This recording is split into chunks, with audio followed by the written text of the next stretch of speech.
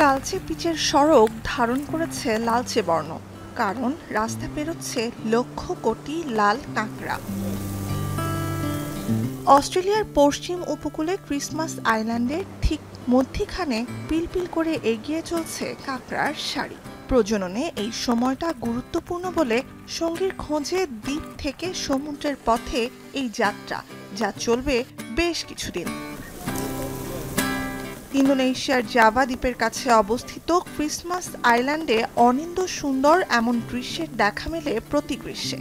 বসতি ছেড়ে সমুদ্রের পথে প্রায় 5 কোটি কাঁকড়ার এই যাত্রা আর ডিমের বড় অংশের মজুদ চলবে নভেম্বরের মাঝামাঝি পর্যন্ত।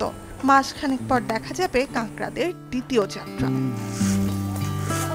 সমুদ্রের সঙ্গম শেষে দ্বীপে ফিরে যাবে পুরুষ কাঁকড়ারা, আর সৈকতের কাছে গর্ত করে ডিম পেড়ে তা ফোটার আগ পর্যন্ত সেখানেই থেকে যাবে নারী কাঁকড়ার দল।